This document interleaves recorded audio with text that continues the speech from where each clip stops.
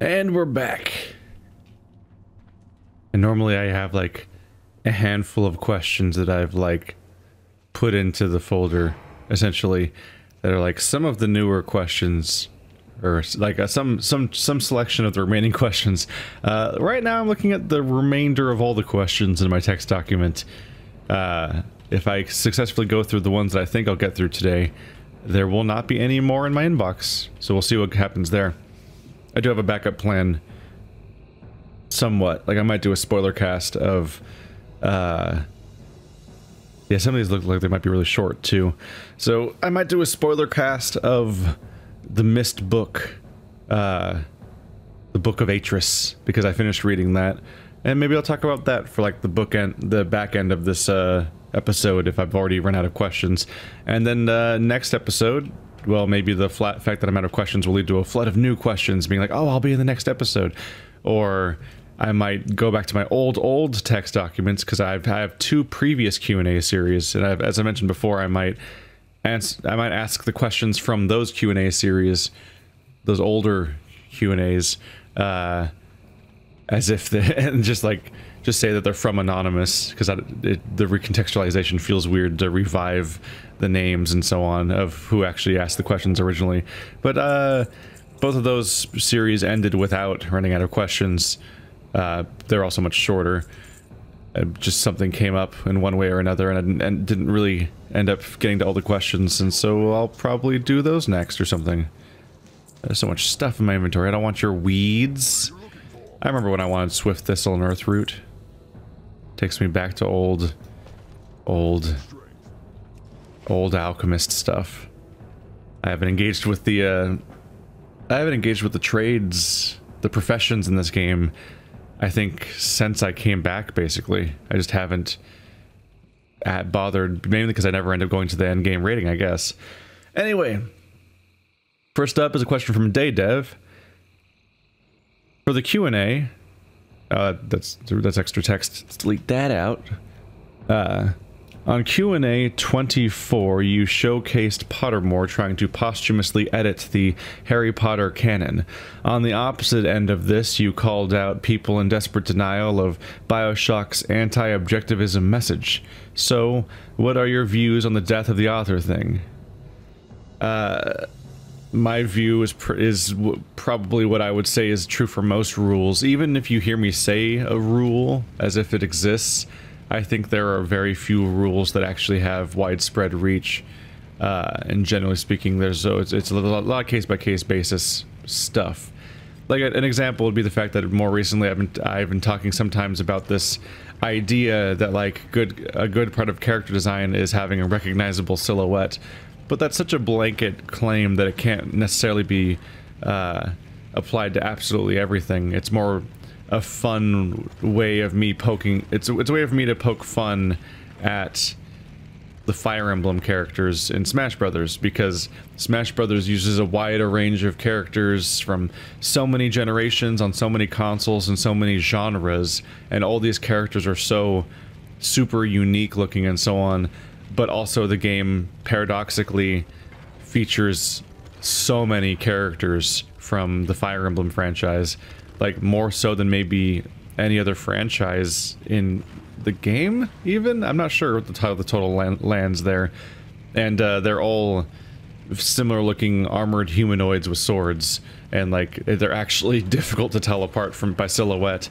And it's just via sort of excessive exposure that I'm able to point out, oh, that guy is that's Crom's hair, and that's Marth's hair, and that, like, from their silhouette is the most I can kind of get. But they look really similar. But that doesn't mean that you can necessarily use that as a cudgel of like what is good and bad art and stuff like that. And similarly, death of the author is so messy to talk about. When you think about it in the abstract without using any direct examples, then it's kind of easy to come up with rules for how it should work and so on without having to think about it too much. But once you start applying it to the real world is so goddamn messy that it's really difficult to come up with a consistent idea of how one should approach literary works in the context of who created them and when they were created and so on. Like, should you be concerned that oh god, I didn't mean to do that. Why is it so easy to start these? I didn't mean to. No. Just quit. There we go. World of Warcraft is a weird game. Like, should you be concerned that this book was written 200 years ago and the author's just super fucking racist because everyone was racist back then? I mean, racism didn't, like, disappear, but I mean, like, you know, there's still, like, there's the whiplash of dealing with an especially older book, for example, and things like that. It's not easy. And what really muddies the water is concepts like sequels and revisions and reboots and so on. Like, what happens if an author republishes the same book with changes to the story, which is a thing that happens. It actually happens commonly. Oftentimes it's relatively minor things that people don't start writing home about, like greed. Like, it's not usually as drastic as changing the characterization of Han Solo in its entirety by making Greedo shoot first or something crazy like that. But like many books have multiple editions where the author revises this and that little thing over the years. Sometimes I think to contextualize a historic work, they specifically do. When they republish older books, they have a foreword from a more modern author that talks about, like, the influence this author had on them or some other thing to try to contextualize it when they're trying to stick to the idea of not changing the contents of the book while still acknowledging elements of it or something. And it's all weird. It's all weird. Speaking of historical context, this is a tangent about, like, being offended about old things and stuff like that, but I was just thinking about how, like, Disney... Wow. Sorry, I just had, like, a little moment of thinking about how, like, Disney is somebody that people praise on a regular basis for, like, how, like, oh, look at them. They'll republish their old stuff and be like, this is being presented in its original form. It does not necessarily express the views that we have today, and there are elements that may be offensive or so on, but but if you're watching this, it's being presented in its original form for the sake of historical accuracy and not, like, hiding our past or whatever like that. Like, you know, when we talk about, like, the really racist, fucked up old Disney movies, and I'm just trying to reconcile that with the fact that they fired James Gunn for tweets he made years ago, and how he changed as a person, and how, like, Disney affords themselves more forgivability than a director that they knew was like that when they hired him. Oh man, that was really stupid. Then again, it's like trying to come up with hypocrisy within a company is kind of like trying to come up with hypocrisy within an audience. Like, you guys say this thing, but then you say this thing, and it's like, it's almost like it's a variety of different people that have different ideas, because Disney as a company, I guess, changes hands over the years, and different people are in control of different aspects of it and so on. So I guess on that level, I guess the reason why Disney seems to contradict itself is because it's not the same people. It's just one company going on forever and so on. But that's a big tangent. Anyway, in related to this topic, like, one of the issues here is, like, the idea that, like, J.K. Rowling will not let her franchise die, and she has monetizable reasons not to let it die, and admittedly it is still, like, alive. Like, it's just that it's sloppy in its aliveness, I suppose. There were seven pretty decent books, and then Pottermore and stuff like that was launched so that she could continue to have a tail on the forward momentum of this franchise and maintaining its presence in the cultural consciousness and so on, and let people, like, take their sorting hat tests and also learn little Harry Potter extended universe trivia and stuff like that. But that now she's back making movies that are not good. Like, Fantastic Beasts and Where to Find Them is a not very good story featuring at least 2 or 3 very good characters that you want to see more of. And then Fantastic Beasts 2, The Crimes of Grindelwald, barely features said characters and is a very bad story featuring mostly bad characters that are also made up for that individual one, and like it's while also like damaging the canon of the existing universe and just making just a right mess of everything. And then it's like she has the right to do those sorts of things. It's her story and she's still writing it, and she's not even that old, so it's like she'll be around for a while probably, still potentially writing more of this story, much like George Lucas. And that's the nature of sequels, and how that conflicts with the idea of death of the author, because you want to think that like, oh, you read 1984 or you read Fahrenheit 451 and then the story ends and then that's it, right? Like that story's over. Now you can think of what you want to do about like what happens after the ending or what it all meant and stuff like that. And that can get muddied if the author then decides to go on a press junket where they explain what it all meant or something like that. And we're actually grappling with that a little bit right now. Like I'm thinking about this topic. I have been dealing with an element of this because I've been watching The Handmaid's Tale. And The Handmaid's Tale is, for those of you that haven't read it, it's basically feminist 1984, in that you have this dystopian future, horrible society that's incredibly controlling and like thought crimey and shit like that. And it polices not just your behavior, but the way you think and the way you behave. And it's just straight up horribly, monstrously abusive. But specifically in the context of like, on top of the way that, on top of past aspects of like the 1984 just being about like Big Brother and maintaining the control of this government, this one is specifically about forced sexual servitude, women kind of being baby farms and stuff like that, and like a bunch of other like more explicitly gendered subjects added on to the whole thing. But it's relatively similar in a lot of its structure and so on. And much like 1984, it has a somewhat ambiguous ending.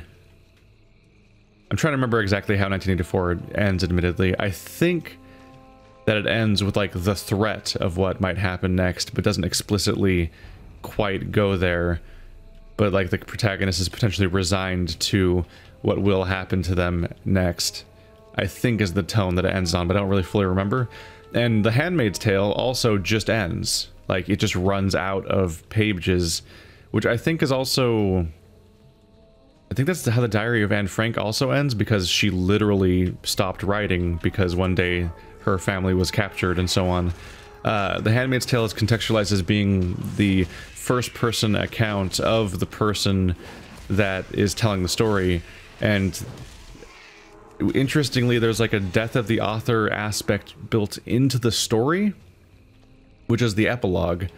The story just ends at some point, and then the epilogue is people decades or hundreds of years later, and they're analyzing this historical document, which is The Handmaid's Tale. So the book you read up until now is a document that was canonically found in the universe, and they're talking about stuff like elements of like the idea of an unreliable narrator, and how like there's certain elements of the story that they cannot reconcile with what they know about the history of the area, and how that either might be new information that updates their understanding of the area, or like it might be actually some kind of misconstrue, like either a mistake or a lie on the part of the handmaid herself, and so on. Like it casts doubt on elements of the story that you just read, and so on. But it's a really neat story. But what I did is I read the book and then I started watching the show. And I've watched seasons 1 and 2 of said show.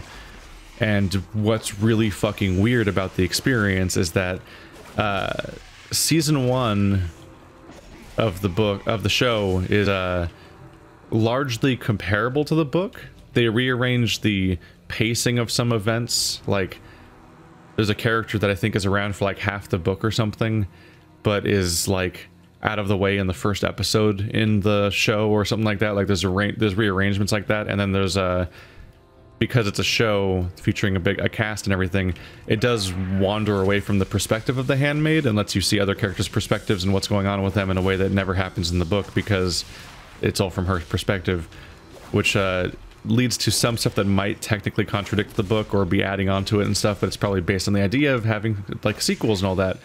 And what happened is season 1 of the show is basically the duration of the book, and season 2 is basically a sequel to this book, which is a real weird thought, because yeah, it's like if somebody made a show that was 1984, or it was Huckleberry Finn or whatever, like the type of book that you might read.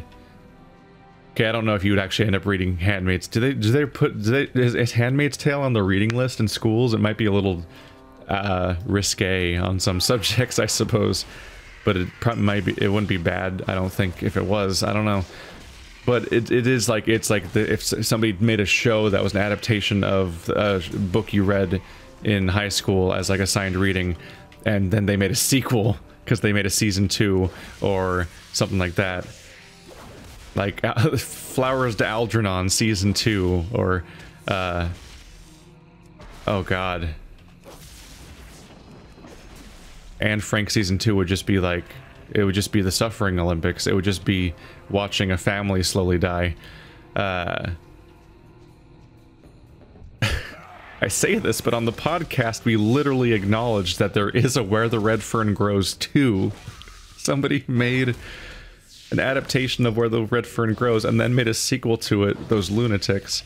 But here's where the story gets even weirder. Is like, on top of the fact that the show basically made a sequel to Handmaid's Tale by continuing the story for another 13 episodes, where it's actually longer than the original. The season 1 that's based on the book is 10 episodes, then season 2 is 13 episodes, and it's just a big weird change to the source material. But now Margaret Atwood has said she's going to go back and write a sequel to Handmaid's Tale after all these years. And it's like, maybe she's very unhappy about Trump's America and wants to, you know, continue forward and write another biting allegory in response to that, what she sees in that and the Me Too movement and so on. Maybe that'll lit a fire under her ass and she has to revisit this world for some reason, or maybe it's just a response to the fame of the adaptation and so on, that she's like, oh, now I'm gonna write more of this story. But like, in my experience, this almost never goes well when somebody just decides after many decades to go back to an existing world and want to add more to it and change what it means and so on. It never really goes well. It's why I'm like biting my fingers here about the idea that they're making a prequel series to Dark Crystal. I'm like, Dark Crystal was like this nice in a bubble movie that was isolated and untouched for all these years, and the idea of making an expansion on it is so absurd in some ways that like they went out of their way to mock that on Robot Chicken. On Robot Chicken, Seth Green made this short where they apparently I'm out of the zone. They made this short where they make it's a trailer for Dark Crystal 2, and like the Gelflings are rapping, and it's just like it's a pretend trailer just designed to shit on your childhood as the premise, because that's what it would largely feel like. Basically, the only example of somebody returning to something way later and it being good is basically Mad Max Fury Road, which is probably better than all the Mad Max movies. But aside from that, it's not usually a good idea. To some extent, I feel like it comes down to, as far as the quality of these kinds of editions, it feels like it somewhat depends on the quality of their editions, I guess, to be redundant. The idea of how carefully somebody is adding to something and whether or not they've managed to maintain the original spirit of why they were making it in the first place, and so on.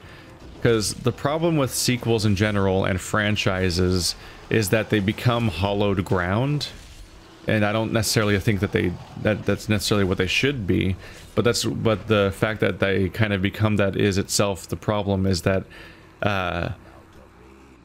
something becomes a thing in a way that it wasn't when it was just a story being written on paper.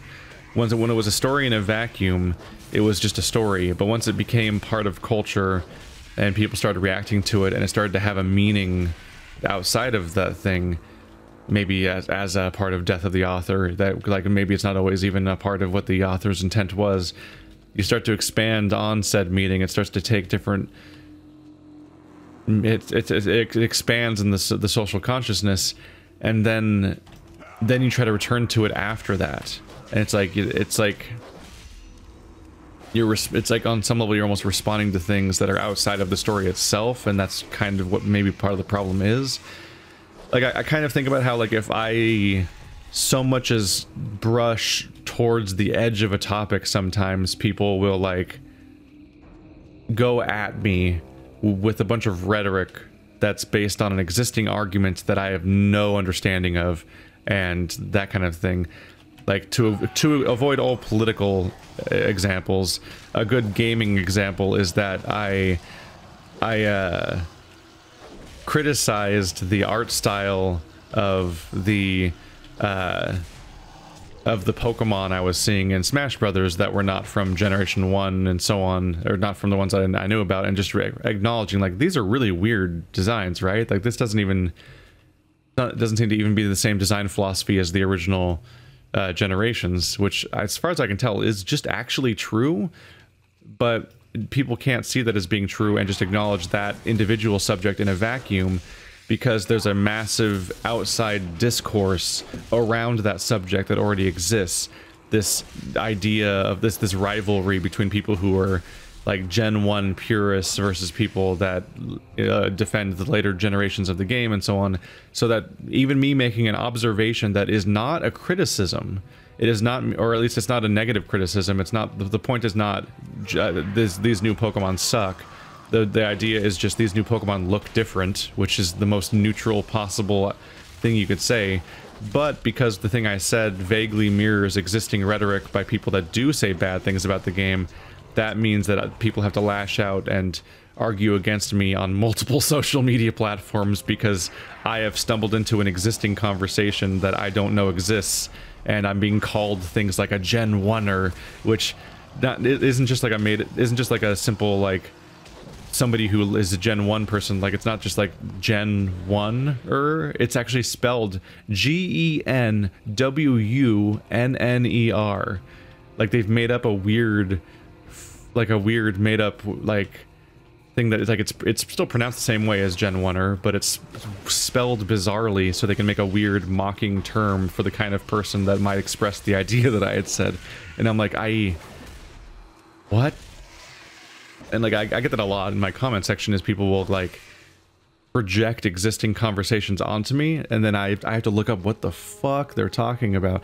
Like, somebody asked if I was is it MGTOW? Like, and I was like, what?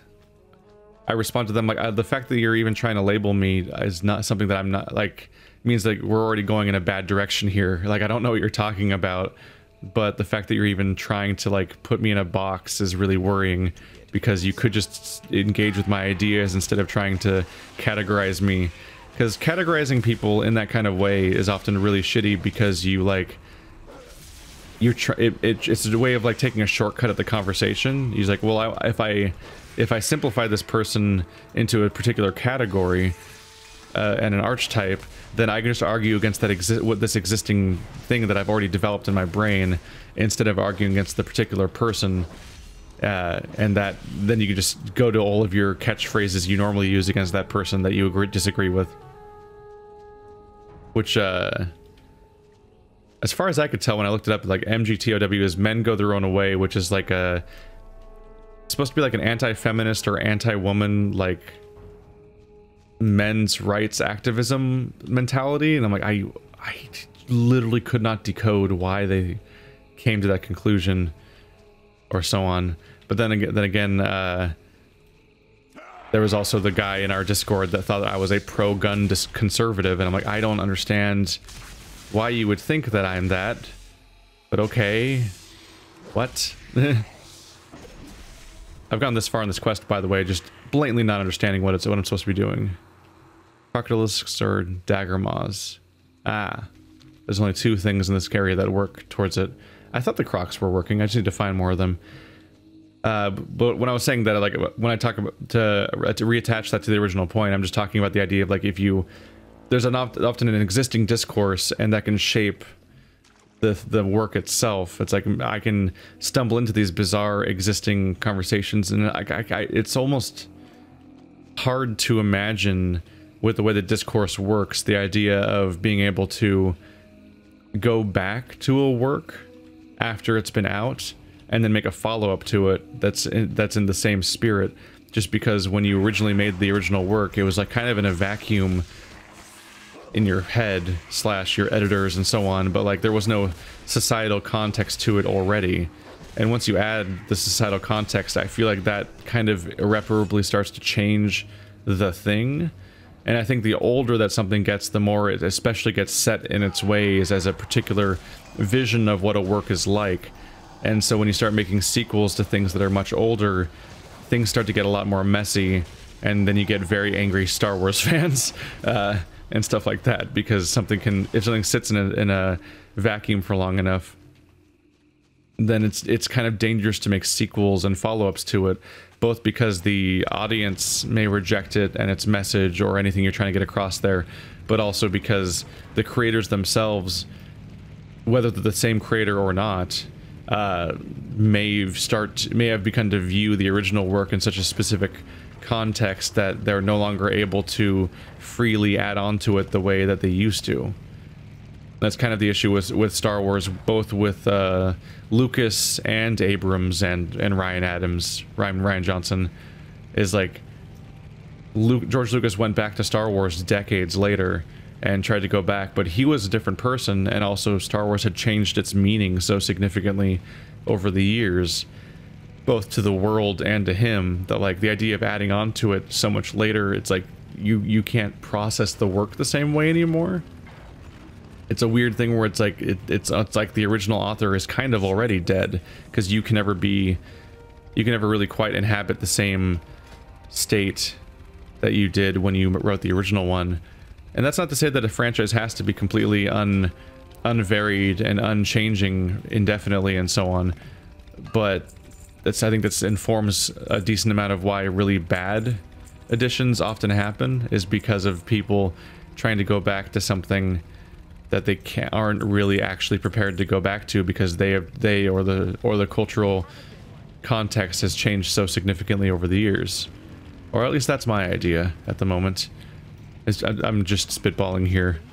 See you around. But it comes to mind. But the issue with Death of the Author is really just a number of things. Like, yeah, like you have to reconcile the idea of Death of the Author with the idea that the authors in many cases are not dead.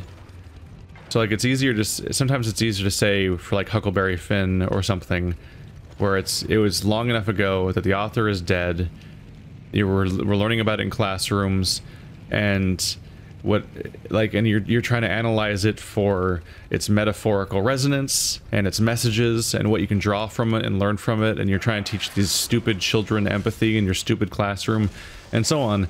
And for those kinds of purposes, if you are drawing meaning from the story and the child is like, was that really what they meant though, or are you just making that up, then Death of the Author is an excellent thing to lean to as an idea of like, well, it doesn't really matter what they meant or not, because if you draw a meaning from something, then that's still equally meaningful regardless of whether or not the author intended. And on that standpoint, I think you can still commit to the idea of Death of the Author. On that specific facet, if that's the only part of this whole formula that matters to you, then I think that part still rings true, which is that if you can derive a particular meaning from something, then that is still a valid meaning. Like I don't know if it's really the intention or not, but the Book of Atris, in its most charitable interpretation, is basically the story of a child rising above the abuse and like becoming aware of and escaping an abusive parent. And like a story of abuse is basically the most meaning I can really draw from Book of Atris, which is otherwise a kind of by the numbers prequel to a game that is just in a very skeletal structure and minimal structure, just setting up the basic elements of a game that's going to come out 2 years after it was published. It's not an amazing book, but if you're gonna draw anything from that, it's that particular theme most likely. And whether or not that was intended by the Rand brothers or the Miller brothers, I got mixed up because one of them's called Rand Miller, but they're not the Rand brothers. I don't know, but maybe. I get a vague sense that I constantly can't tell if being just the worst parent is an intentional constant theme in the Myst franchise, but it's the thing I latch onto significantly, because the book of Atris is about just a straight up abusive parent, and that child grows up to himself most likely become an abusive parent. I don't know yet. I don't know if the other books expand on Atris raising his children or not, and I know the games don't, because I've played through 1, 2, 3, 4 and Uru, and I think that 5 is post Uru, which would mean that at that point any existing story about Atris and his children is gone, because the timeline has proceeded past them. So we never, unless it's in one of the books, we never really get to see an expanded look at him raising his children. If one of the other books does cover it extensively, and it turns out like they go with the narrative of like, oh, that kid was just a bad seed, that would actually be really disappointing ultimately. So I'm hoping that's not the case. But like as far as I could guess, especially based on what we get from the events of basically the events of what 1 and 4 I want to say are the ones that really deal with the kids directly, and also Atris's response to you saving the day at the end of Myst 1 is like total passivity and like a non-committal reaction. I wouldn't be surprised if he is either on the spectrum, or if he is somebody who on some level is lacking emotional development to some extent, because of the fact that he grew up without either of his biological parents, and then when he met one of his biological parents, he was just overtly abusive to him and imprisoned him multiple times and did horrible things to him, basically, while also trying to, and then eventually denouncing him and trying to kill him. Like holy shit, man. Like, Gen is awful. And you know that Gen is unredeemable, because even in Riven, if you get the endings where Gen gets freed in some way, he ultimately, after all this time, just kills Atris. Like, he's still mad. He is not rehabilitated by his sentence. But like, as a result, Atris seems to be very undeveloped, because he's so bizarrely passive after you have saved him and his wife in the first game, and like he's not torn utterly by the fact that his sons would do such a thing, and so on, and he's just weirdly not emotionally engaged the way he seems like he should be. And the fact that both of his sons became what they did speaks ill of how he may have raised them. That is probably concerning.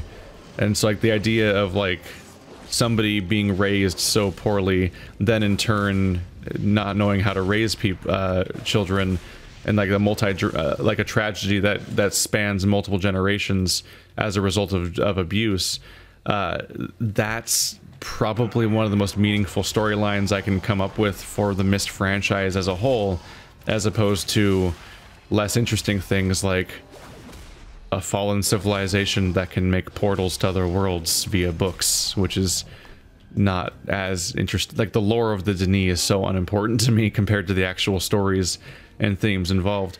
But as far as I can tell, these kinds of ideas are not directly engaged with at any point in the Myst franchise, and not directly acknowledged as a through line. And I haven't watched extensive like Miller brother interviews or anything to see if they ever like acknowledge that that's what they were going for on any level.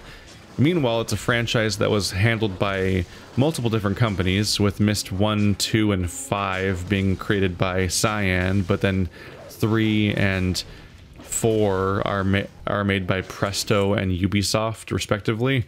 And like the franchise keeps changing hands, and you get a sense that each game was just them hunting for what can be the antagonist this time, what's going to be the story this time, now that we're making a new sequel. And so it very well could be that this kind of through line that I'm observing is largely accidental and completely unintended, but it's still the meaning that I derive from that, and on some level it doesn't really matter whether they agree with me. And so on that level, Death of the Author is totally valid.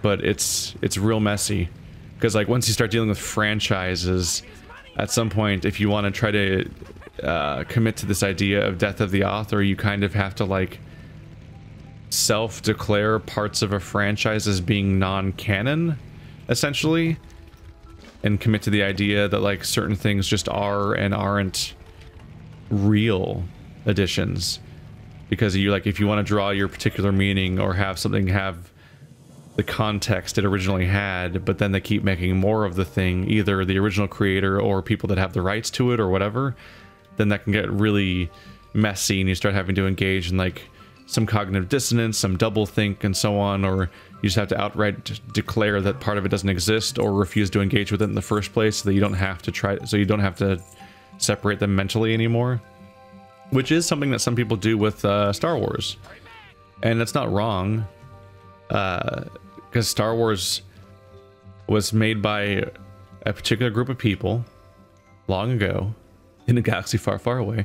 Then it was made during my lifetime by mostly different people, but also a couple of the same people, and then the lead creator, who had largely probably changed over the years. And then it was made again, like 15 years later or whatever, by a completely different company that had acquired the rights. So it would not be unreasonable to pick some kind of cutoff point to stop acknowledging the rest as being more, and start acknowledging it as being like essentially fan fiction after a certain point.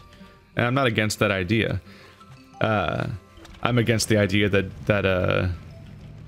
I'm against ideas like stuff that like Last Jedi is SJW propaganda, or anti-man, or even a bad movie, and so on, and many other things that I've seen about Last Jedi. But I'm not against the idea of being like, nah, I just don't acknowledge everything after the original trilogy as being real Star Wars movies. They're just, you know, fan service.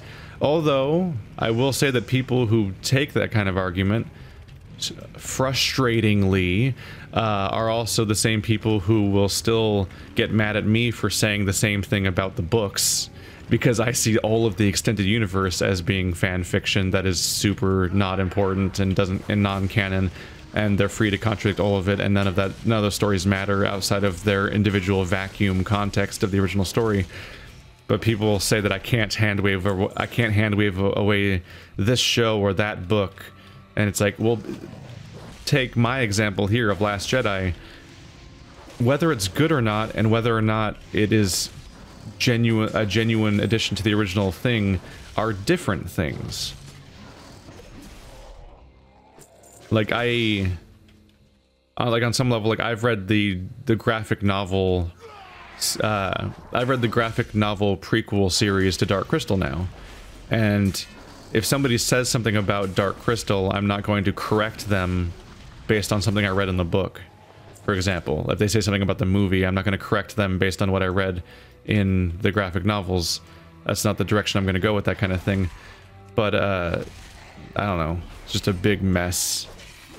Really, some of this goes down to a topic that is sometimes covered in the You Are Not So Smart podcast. I think I've discovered this. I think I've discussed this exact topic before. Here is the idea that, like, when somebody poses an argument, it's often not important to what they're thinking about.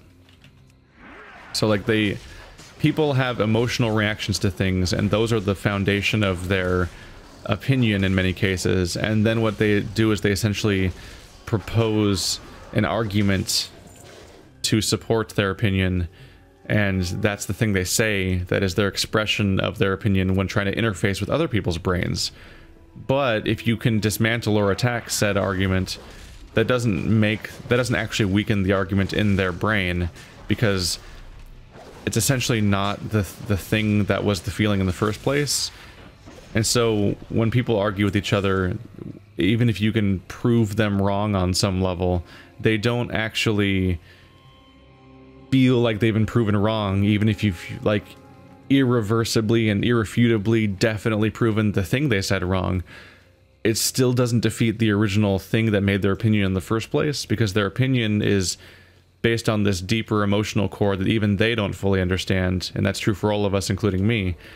And the argument they put forth is essentially like an echo of their original thought. And so you can defeat that echo with this ghost, this specter, but you can't defeat the original thing, because you can't engage with it or argue with it in the first place, because no one can see it or experience that original feeling besides the person whose brain it exists in, and that person can't show you that thing exactly. They can only show you, like, effigies of it, and then you can tear those effigies down. And that's kind of why nobody ever changes their minds in arguments, and why when somebody's committed to a particular thing, it's all kind of pointless and so on. Which I guess is another thing that goes down to me talking about elements of audience interaction, or community canons, or angry people having opinions that are contradictory, such as Last Jedi is not canon, but all these dumb books that were written by random dudes over decades are canon. Like, those kinds of ideas. Like, it doesn't matter if I find a contradiction, because of the fact that, like, it's not going to change anyone's mind, no matter how blatant said contradiction may be. If anything, what people do is they just develop better arguments to support their original idea. It's like, oh, that argument was poorly phrased, or, you know, because if the thing that was said is wrong, that doesn't mean that they'll ever actually feel that the original thought was wrong. They just need to come up with a better argument for that said thought, as opposed to change said thought, which is something they cannot willingly do anyway. Blah.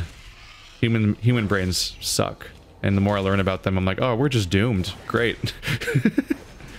I've been all over the place on this subject, but that's not really a change. That's not really a difference, is it?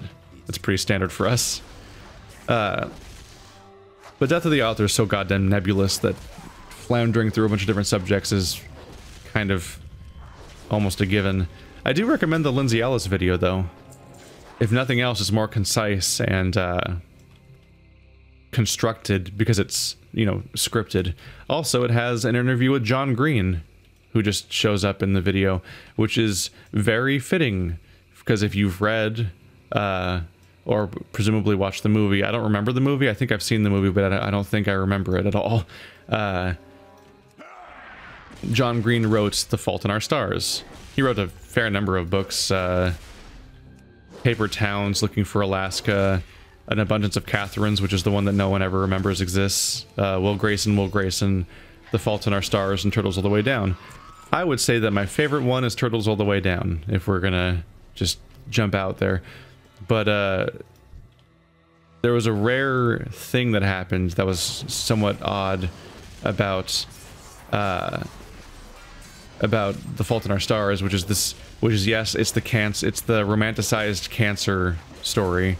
It's the story of two kids with cancer traveling the world and trying to grapple with the inevitable shortness of both of their lives and so on. And in that story, they grapple with the fact that the story decides to strangely commit to questioning the death of the author as a concept and grappling with it directly. And what happens is, in the story, the protagonist, who is dying of cancer, is obsessed with a story that has an ending where she wants to know what happens to the characters after the ending. Like, she's obsessed with that book, she's obsessed with those characters, and she needs to know. Like, it's important to her. And on some level, you can kind of get why, in part because she empathizes with said characters and she has to know where they go, because she herself doesn't know where her own future is, and she's aware of the fact that she is constantly approaching the end of her own story. And a way of coping and grappling with that is kind of obsessing over what happens after, like imagining an after for these characters when she herself is not going to have her own after. And so you can, like, it's very easy to, over the course of the book, realize, oh, that's why she's fixated on this, is because of her own issues that she can't avoid. And so what happens is they actually go to the home country of the author, and they try to get the answer from him. They tried to force him to tell her what happens in the story. And it's it's almost like a little bit of a misery moment, except without the actual capture part. It's actually not much like misery at all. I'm just thinking of misery right now. And he refuses, and he's mad, and he's like, this is just a story. And like, he's moved on beyond the story. It doesn't have the meaning to him. And he's moved on, and it exists in its vacuum. They're characters in a story, and they exist the way they did in the story, and when the story ends, they end, and you draw the meaning that you do from that, and that's like that is the death of the author argument, more or less. But she can't take that answer because she needs to hold on to this idea of them having an after, because she is almost certainly obsessed on some level with the idea of herself having an after, and the fact that that can't happen. And so as a result, even though you may agree with the argument that the author makes about that kind of thing, like if you are a proponent of death of the author, you will still probably get to that part of the story and think that he's being cruel with his dismissal, because you understand why she's specifically fixated on the subject and what her fate is. And there's a whole arc, like he feels bad eventually, and actually sends her a letter where he explains, where he writes an ending for those characters beyond the book for her.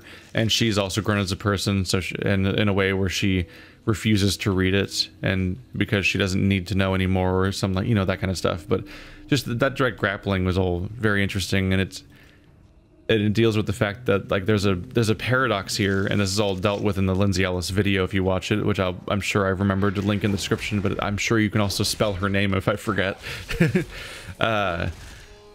Where there's a death of the author aspect to the book itself outside of the actual text. There's a subtext, because like this, in the actual text, they're explicitly referencing death of the author, maybe not by name, but by concept, like they're exploring the exact idea.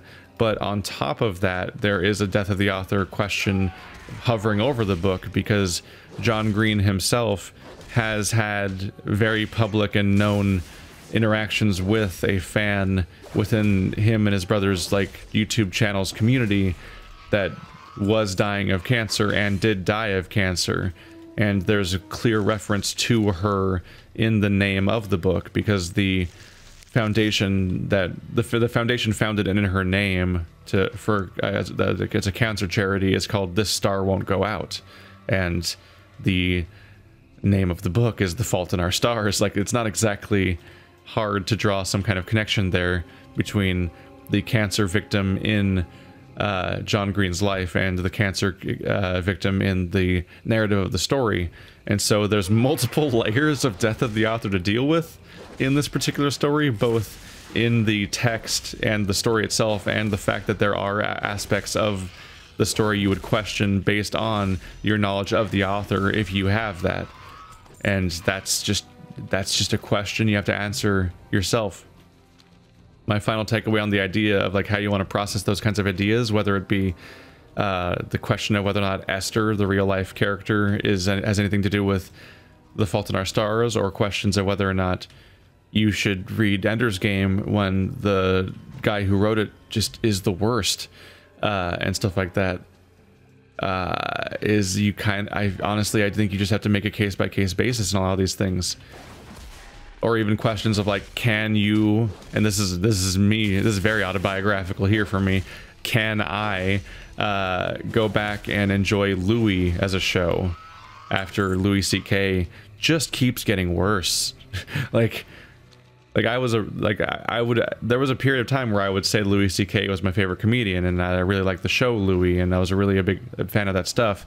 And then it came out that he was basically he was abusing women, and like I being a shithead, I ran in my head, I don't think I said any of it out loud, but I ran through some of the shitty defenses of like, well, he didn't actually assault or rape anybody technically, and like I thought those at some point, but ultimately like he was using a position of power to abuse people, and nothing about his behavior was really forgivable and understandable. And even if that, but even if you could come up with excuses for him up to that point, he's just apparently just getting worse, because now he's like doubling down on being a shitty person, because he must figure, well, I've lost the entire audience that would have liked me, that was cool with that old stuff, I guess.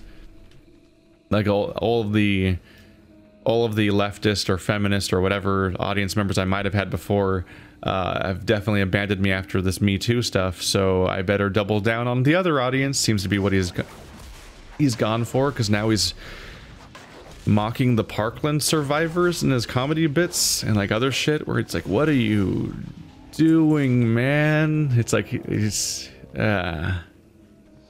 like, so now it's even harder. It's like now, on top of the mistakes that he was making that were just really fucked up actions that aren't really excusable, now he's just doubling down on being this person that I kind of find just reprehensible. And I have to reconcile that with like, do I ever watch the show I liked before again?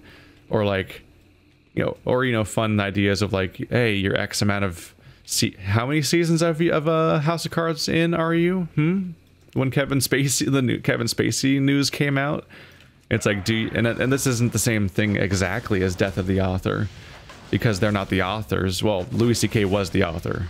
Louis C.K., as far as I'm aware, is the writer and director of his show, whereas Kevin Spacey was just a star on stuff, so he was the lead actor of House of Cards.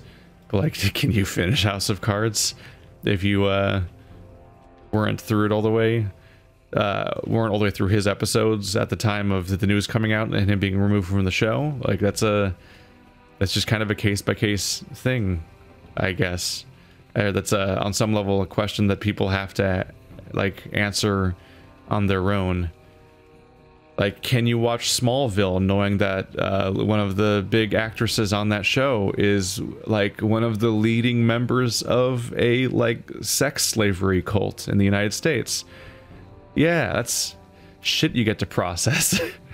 It's like, where do you apply Death of the Author to these things? Because on some level, you're still dealing with the idea of like, it is the question of like, do you separate? And I do think this is applicable. Do you separate these people from their works? Because these people, in some of these cases, they're just actors. They didn't make the show and write it and form its ideas, perhaps. But you still have to grapple with seeing them when you know these things. And the question is, can you do that? And that's a similar question. Can you read the story without thinking about what the... Like, can you read Ender's Game without thinking about the stuff you've heard Orson Scott Card say? Or can you watch the show while not thinking about what the actor did and stuff like that? and does that affect your ability to process the show in its particular way? And I don't know, honestly. In many cases for me, I think it's hard not to, and in many cases it, like, if something was one of my favorite things and it was important to me emotionally, but I found out something absolutely horrible about the foundation of all of it, I feel like that would poison the well, and I'd have to move on from that thing on some level. And I'm not demanding that of everybody else. I'm just saying on a personal level, like, I think that does have that effect for me in many cases. Is like, if something sufficiently monstrous is attached to something that I care about, then I end up kind of having to not engage with it the same way anymore. And I don't know. I've gone about this for about an hour, which I did not expect, but I think I'm going to cut it off here because that's about how far I've got in this particular thought. I do sometimes wish I had another person. I wish I had a podcast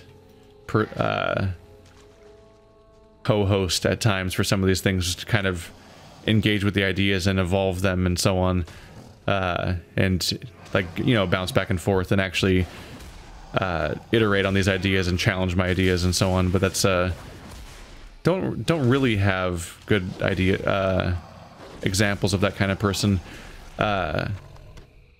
Bird might be a good candidate, but he just has so little free time that every special project we ever do just cuts away from the time of all the other things we do. At the moment, we only meet up like a few hours a week, whereas Andrew is not necessarily the best for bouncing back and forth on this kind of topic. He's more good for screwing around, like, with more funny commentary as opposed to this kind of issue, because he usually won't engage with it sincerely.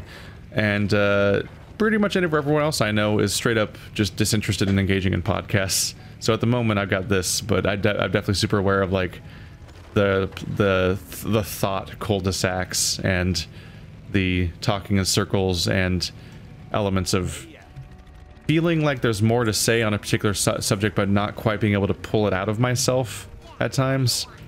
I don't know. It can be challenging to maintain a structure of everything you're saying in a solo context sometimes. But now I'm just vamping, so let's pick up my quest and read what the skill does, and then read the next question. What brings you here? What is this? Whirlwind unleashes a whirlwind of steel, striking all enemies within 8 yards for 84 physical damage. Is that even a lot? Oh, it's an instant skill. Oh, that's pretty good. It's not as strong as slam and stuff like that, but it's not bad. Yeah, I'll add that to my panic room, my panic buttons when I'm overwhelmed. Like, whenever I get overwhelmed by attacks, I use berserking and I use die by the sword. This makes me take way less damage because I parry a bunch of stuff for 8 seconds. This makes me attack rapidly. This makes me hit multiple targets with my attacks, and then this would be a multi-target hit for AoE. That's also worth adding to that pile in moments of need. Alright, all the remaining questions are from the same person, and they all seem like they might be brief, but that's always famous last words, right? Sage Genesis says, so, you moved recently, and we know it was very sudden due to a miscommunication. Now that it's all over and settled down, could you reflect on the new place? What are the biggest benefits? Is the location good? Any drawbacks or things you missed from the previous place? Let's see. Admittedly, I have not extensively explored... Well, I guess by place you might just mean building. I have not extensively explored the city yet. My main exposure is that every week or so, the group in my house will all decide to go eat out at a new place, and then I'll find out about this place to add to my list of places I know about now. That's basically how I learn that that places exist. Which is nice. Like, I had poke recently, and that was neat. Like, I think that's what you call it, where it's like just a particular way of serving, like, fish and rice with dressing and stuff like that, or sauce. and it's kind of a, it was kind of a build your own place. I think it was like it was basically like a Subway sandwich shop for this fish bowl that I was being served, is the best way to acknowledge the format that took, I think. But I've had some good experiences. We've gone for sushi and other things, and it's neat. The place I've moved to is more densely populated and more high crime. The place I used to live in was on the fringes of a city, which is where I've always lived. I grew up on the edge of a town, and then I moved to a place that was on the edge of a town. So it was kind of, I'm kind of used to being like a couple blocks or even one block away from like a field that expands as far as the eye can see, basically. And I kind of do like that aesthetic. And I'm not there now. I'm in a place surrounded by a city. But it's a neat building. I think it's also the oldest building that I've ever lived in, because I think I've spent most of my life in houses that are of an age comparable to my own or younger, surprisingly. And so this one has weird things to think about, like the doors are weirdly loud because there's just various aspects of them not fitting correctly anymore and stuff like that, or like the water not... Oh wow, hello, y'all okay? Y'all okay over here? Can I lend you some help? Can I help y'all out? Just give me a few whirlwinds real quick, don't mind me. A lot of whirlwinds. Yeah, it's a good demonstration of this new skill. They're mostly not attacking me actively, so I might even survive. I got this stuff like the water heater being uneven. As far as like taking showers and stuff like that, like it'll just sort of periodically change. Oh no, this player killed all of my friends. That wasn't very nice. I'm gonna cry. That wasn't very nice at all. He killed all the things. They're all dead. Oh no. I had to cry on him because he killed all of my friends and now they're all gone. How could you do this thing to me? No! Why do you do this? Oh. Aren't people fun? So this is Thousand Needles now. It's all covered in water, which is weird. It used to be this massive salt flat with these freaky pillars of rock all throughout it. And now it's like this completely flooded in area full of maelstroms. That used to be a zone down there. You used to go down there. I don't know if you do now. It looks like it's all filled in. I'm actually not sure how much what gameplay looks like in this zone, like whether you can engage with it or not, or what. I don't know. This is one of the biggest transformations in the game that I haven't seen yet. Actually, we never got around to this in previous stuff. That one is this split between northern and southern barons, which I've never seen before. This series where you guys are watching, and this is the next one. Like I'm like, this is a. I've been to this zone before. This is like a whole zone to go down and explore, full of desert, and now it's just all flooded, and it doesn't even look like it has content in it. It looks like it's just been deleted from the game, because all those maces also look like they don't have anything on them. Weird. Weird to have it just be gone, basically. Oh well. Oh well. As far as the place itself, I live in a room that is like 30 square feet larger than the one from before, which is a nice change. I have a whole lot more room in general. The air temperature, I think, is all better now. I think there's better ventilation, but also more room for the air to be in. I also have a ceiling fan, which I didn't have before, which helps circulate what air I do have. I won't know until summer how much of an improvement it is or isn't as far as the heat of summers goes, but I'm imagining it's going to be better because in the previous place, the ceiling and 3 of the walls were all external. and it's a hot California summer of direct sunlight, and yeah, 3 of the walls of my room, of my 10 by 10 room, were all outside walls, and the ceiling was also an outside ceiling. It really was just a weird cube sticking out of the house, as far as layout goes, which just seemed not well advised. Not generally. And then, on top of that, there was 2 windows in that room that were basically the majority of each of the 2 walls that they were on. Like, at least half of each wall was a window for 2 of the walls going externally into the house. And it's like, I imagine that room was probably just soaking in heat from the outside. Because it's one thing to deal with the temperature of, like, a computer and various video game consoles and stuff all running in a room, and how that can contribute to the heat and so on. This guy's just running around being a warrior. Yep, and just killing everything around here. I think, as far as, yeah. I think these characters are allies. Yeah. Some of these characters are allies to me, and some of them are enemies. And he just one-shots everything around here, because they're all enemies to him. The ones that are on my team are also his enemies. So he's just like one-shotting things in a big AoE. It's because it's absurd. The game has level scaling, but he must be well beyond the level cap for how high this area is willing to scale.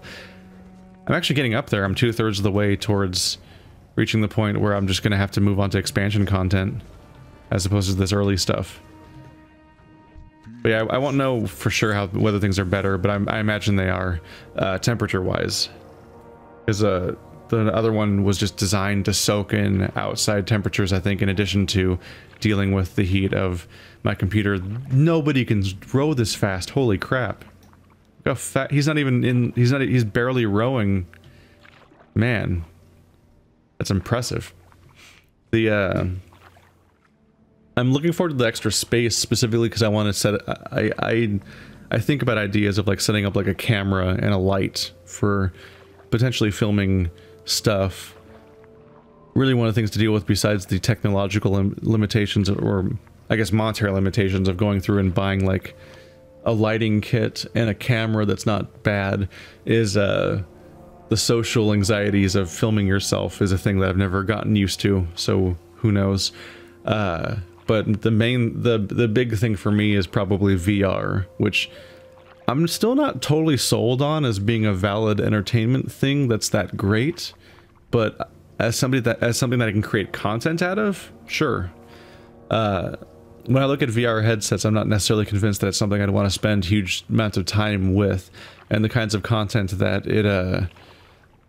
it enables is not necessarily something that is my favorite kind of content to begin with. But as something that I can make video series out of, I'm like, yeah, cool.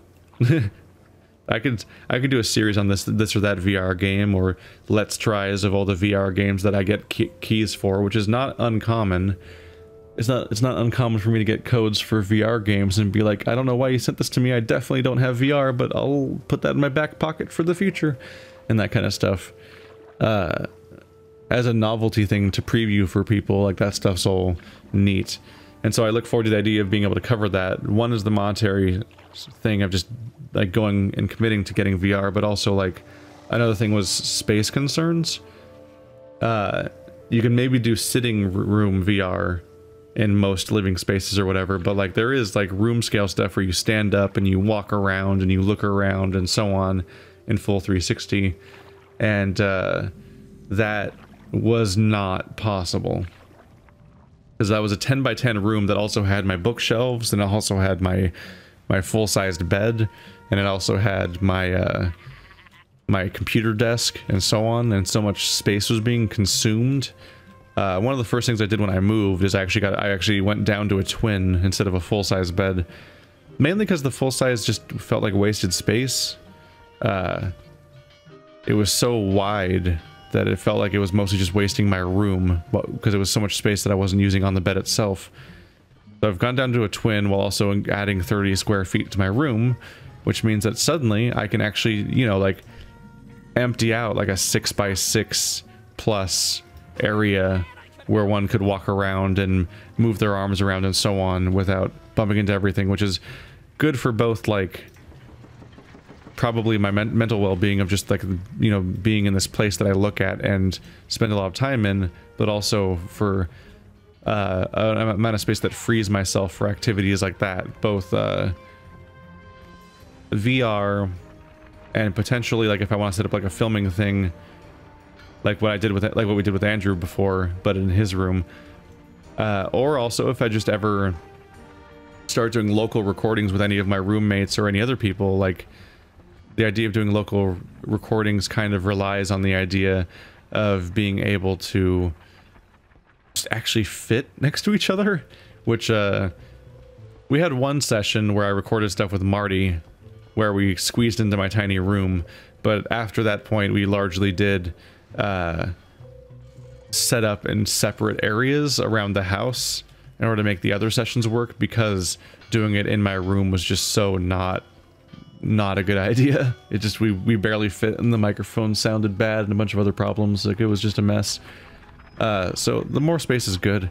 As far as downsides, it's just the standard downsides of moving with the additional context of content creation, which is that I'm in a new place I have to get used to, and my distances to various people have changed, mostly by increasing. I've already lived separately from Andrew basically since the moment that I created my channel. It's like for the first few years of Sad Games, we actually lived like walking distance from each other, which was fantastic. I could just walk to his house and we could record, which doubled as both exercise and recording consistency, because I would take the long route on purpose to actually work some exercise into my schedule, and then would also then meet up at his place to record for hours, and it was low hassle because of the distance and so on. But around the time I started my channel, I did it because of the fact that he was, in part because he was moving, and I just wanted to keep doing this even though the partnership I had that existed was potentially ending. It didn't at the time, but it seemed like it might, because, you know, he was moving to a place that was an hour away. I was coincidentally going to school in the same town, so what actually happened is I would just meet up with him once a week after all my college classes were over, and so that's how that lived for a while, and then he eventually moved back to the town we started in, and then I moved away for my work, and things kind of stopped for a year, and then I started making weekly trips, and that's what led to everything from the Alone in the Dark and Sonic Unleashed era all the way up to Zero Escape and so on. Like, that was me making weekly trips from where I lived back to where we started, where he still was living at that point, because he had gone back after his brief time away. That started in 2013 or so. As of right now, I think I've only gotten further away, although it really doesn't matter to some extent, because Andrew himself also, well, first of all, he never makes the trip. I always had to go to him, as opposed to the other way around for as far as recording goes. And he currently doesn't live where he lived before, but instead he currently lives with his grandparents as he tries to save up money working online to then go on another excursion out of the country again, and hopefully not come back this time. He's just trying to leave. He just doesn't want to live in the United States, and that's his goal. So to some extent, my distance change for him isn't a big problem as far as my work goes, I suppose. But it is a bummer to move away from Marty, because I had somebody that I could record certain things with that just lived in the same house. And that is one of the ideals, is just to be, like, have people right there you can record with, and he lived right in the same house.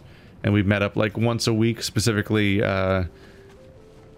with stuff like Lovers in a Dangerous Space-Time that was happening when he and his friends would meet up to play Gloomhaven, and then one of the players of that game would leave when that was over, and then the other players would stay after to go upstairs and play Overcooked 2 and Lovers in a Dangerous Space-Time. And if that had happened in any other period of me being there, that would have been like the beginning of a nice continued period where we'd be doing that stuff long term, and maybe there could have been years of that content. Unfortunately, it started manifesting right when I was already kind of making plans to move.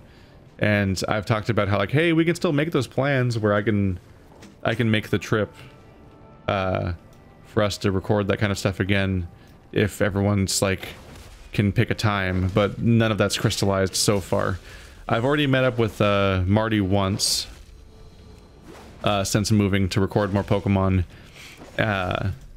which is where the first additional wave of Pokemon came from, and we're actually talking about meeting this Saturday. So as you guys are watching this video, or at least as it goes live, I'm probably recording more Pokemon with Marty finally, but it's harder.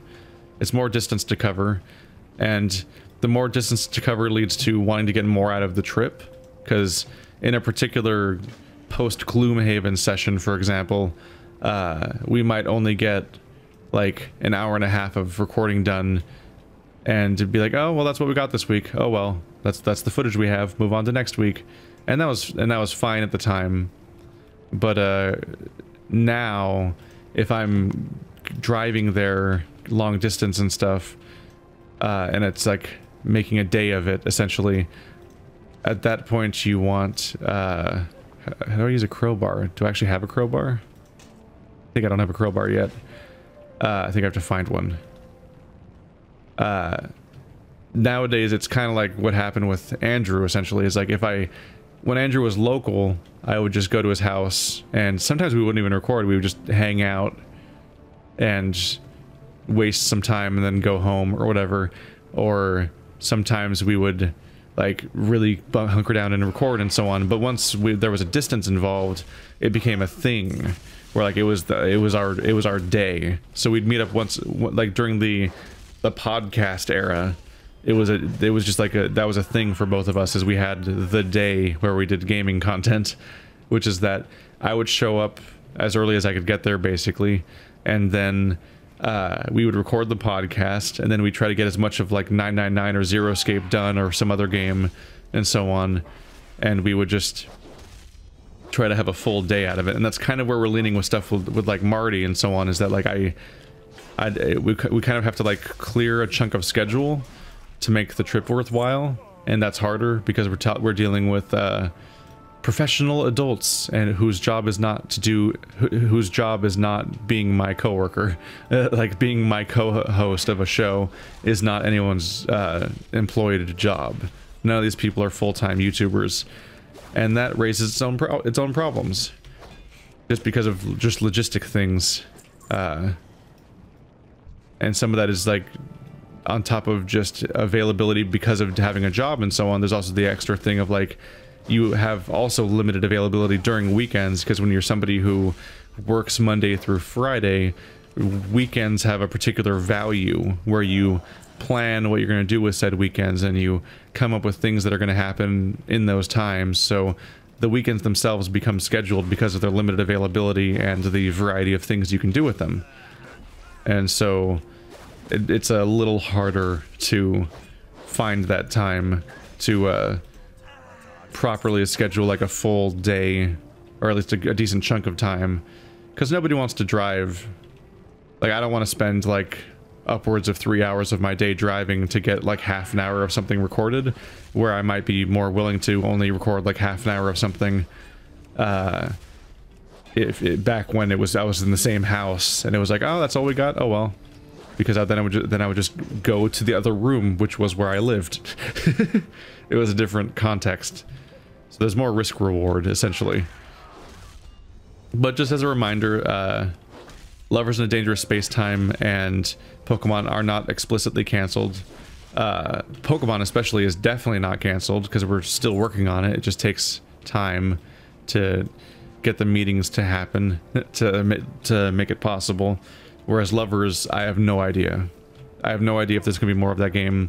I'm not giving up on it, but it requires not just a Marty, but 2 other people from an existing cast to also, you know, go through all those hoops of planning their weekend that way, basically. And I can't really control that. And that's a bummer. But yeah, it just gets exponentially harder to plan this stuff going forward. It's one of the appeals for me with one of the recent developments is that we got a bunch of old collaborators together, and we actually set up a Discord where all of us can chat with each other and can coordinate stuff. Where I set up like an individual little chat room about each individual game, like Overwatch and Smash Brothers and so on, and people can like kind of freely coordinate with each other and like float the idea of doing particular things and playing particular games and so on, and other people can latch on if they're interested, and then stuff can kind of like spontaneously happen when people are free, because there are so many different people that show up on this channel, and they have so many different schedules that you kind of just have to like play it by ear is like the standard way you can get anything to happen. And that's like the most you can really do, is just stuff manifests when it does and it doesn't when it doesn't. And the only way to really fix that is to have every single person involved be a paid employee, which is what a lot of people do on the higher end. Is what a channel becomes large and starts hiring their friends, and then that's their job now. And that's why they're able to create content consistently together, is because they're essentially professional friends. But some of that stuff comes with its own issues. Like I just think about like just the various experiences that can happen with the way that friendships can come and go and so on, crossed with this, not only the work itself, but also the publicness of it is just that's in its own thing. Like I've had my own experiences, and then there's the Game Grumps experience, and there's the Super Best Friends play, where like that just came to a close. And then I think of like I showed Bird this one video because it was like he made him happy because it was just so like wholesome. Really, it's Tomska and Bing, which are two people that I've followed for years and years, which I originally followed. I originally know about them both because they worked together before. They had a falling out and didn't talk to each other for like 6 years or something, and there's all these rumors and so on about all of it involved, and they actually put out a video like very recently, like the last day or so, I think, or last week or so, I guess. Sorry, I saw it on the last day, but I was late to it, where it was the story of them coming back together and everything, and it's like, oh, this is neat, but also the fact that you have to explain any of this in a video is such a weird like hoop to go through. Well, spit it out. See you around, friend. The publicness of these things is strange. It's it'll always be a really weird thing to grapple with. But yeah, that's this is the question about where I live, isn't it? Yeah, we're still on that. But yeah, that's the biggest downfall, is just my current proximity to other people that I can, either that I'm friends with, or that I'm family with, or that I make content with. That distance has changed, and the amount that it has changed is highly variable from person to person, because we're already spread out across California anyway, because that's the nature of California. And if you're not living in literally the same town, you're spread out because the United States is massive. Sage Genesis asks, Zero Time Dilemma. We know Andrew said he won't do it. What are your current plans for that? Will it not happen at all, or with someone else, or just by yourself? I imagine you don't have a final answer yet, but I'm curious about the state of things. The state of things has not changed, and I think I've stated it before, but I don't remember where or how or what I said. But I don't think it's changed since the last time I said it either. Which is just the idea that, like, I mean, there's an obvious right answer of what's most ideal, which is Andrew changes his mind, and then we do it. Obviously. I have no idea what the chance of that is.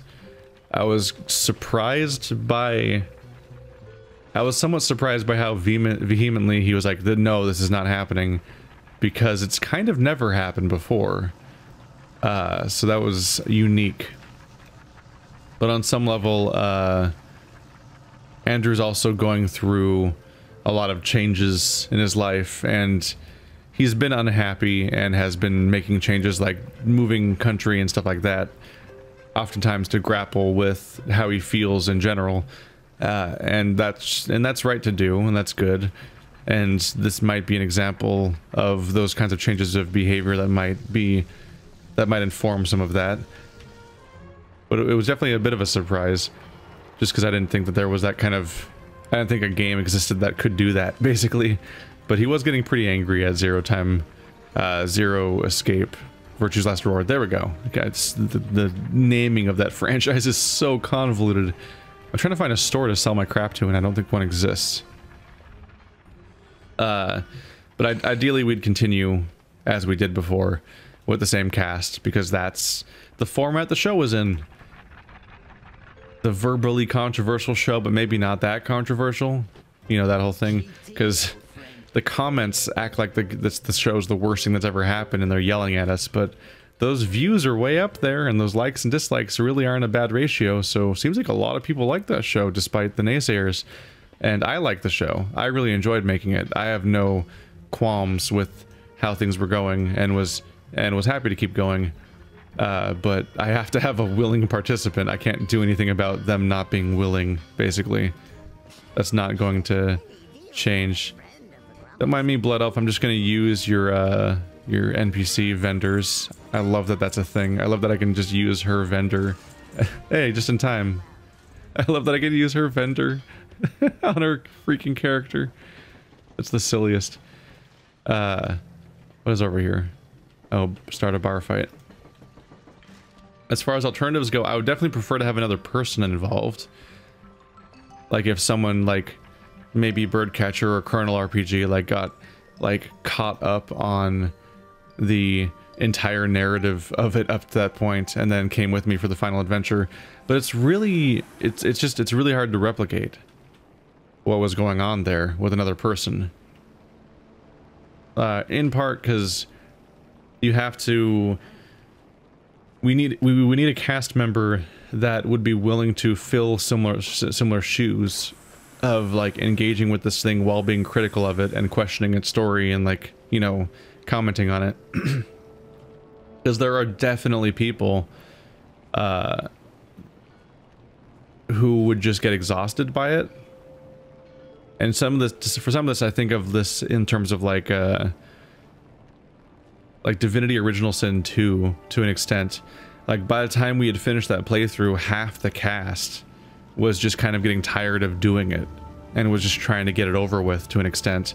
And I don't know going in that that's going to happen to people and that they'll like stop engaging with it directly. And that's always a thing that I have to wonder about with Bird is, will he fully engage with a particular game or not? And how will I know?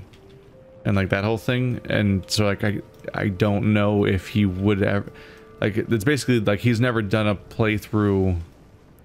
I think he's never done a playthrough as long as Zero Time Dilemma basically would be, but also would he, well besides Divinity I guess, but also would he engage with it on that level that I would want him to be the cast member I kind of need him to be to fill Andrew's shoes, for example.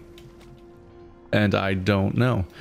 But the alternative is doing it alone, and doing it alone is pretty not great because that just fundamentally changes the show. Like I don't have anyone to bounce ideas off of or question things, or like we can't talk back and forth about what's happening in the story and theorize things, or even question like, hey, do you remember like that thing with the thing, like what was going on there? Like trying to reconstruct things, because any story can be a lot to hold in your head, but these games in particular are a lot to hold in your head, especially with that game with its like 50 endings or whatever. Like it was difficult to even remember what has happened per timeline, and also what timeline are we in right now was like a difficult thing. Like I repeatedly remarked on the idea that like I kind of needed the game to have like a spreadsheet that would tell me which characters are currently alive and what room they're in, that I could like open at any given moment just to tell me, like, remind me of the current state of the current timeline, because we were changing timelines so often that it was just so hard to tell what was happening in the story. And like a sufficiently complicated story like that, it just helps to have other people along for the ride that are fully engaged and so on. And despite all expectations someone might have, like ultimately Andrew was fully engaged in that story. it was interesting in particular because like one of the opening criticisms people had was people like, oh, he's doing this with Andrew, that's gonna ruin it. And like there was a comment being mad on the first video that we're just gonna blaze through all the story and not pay any attention, and I'm like, nope. You were the wrongest somebody's ever been, because as you went forward, every fucking video was us like discuss, like half the video would be every single time would be us like basically not making forward progress as we stop and analyze what's going on and question and theorize and so on, which some people hated, but I would say that's what a let's play is. If you're doing a visual novel, you gotta talk about it at some point, and you can only really talk about it by not pressing A anymore, so the game doesn't keep happening. Because if the game keeps happening, then you can't really stop to question it, because it's endless cutscenes. Like if the game was on autoplay, where it would keep going every time a line was over, it'd be like Yakuza, where the story would just keep going, keep going, keep going. And like, when do you talk about it at some point? Because unlike Yakuza, it doesn't go to an open world, or it doesn't go to like you playing mini games or fighting dudes as a break to talk about it.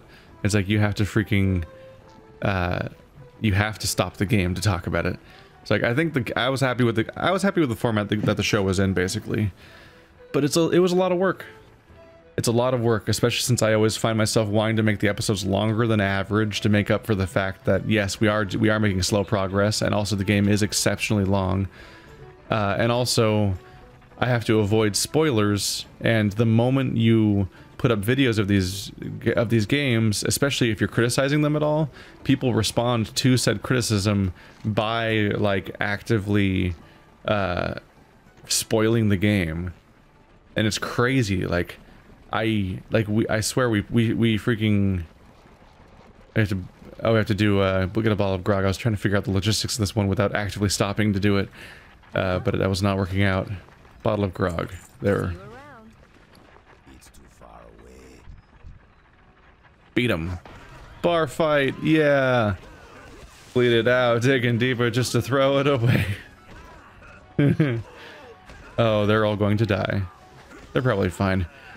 It was a lot of work, because not only did we have to record inordinately large amounts of content in order to make up for the fact that the episodes on average would be longer, which means that we burn through it faster. I also had to deal with the fact that there was so much spoilers that like I had to basically finish recording the show before I uploaded any of it. Like in both cases, like we backlogged a lot of we backlogged a lot of 999 before uploading it, and we backlogged most of Zero Escape before uploading any of it. Like we were almost done with our entire playthrough by the time it started airing. And the fact that and that was earned. That was the correct move, because right from episode 1, people immediately started spoiling shit that would not happen until like episode 50. Like it was some next level amounts of like, seriously, dude?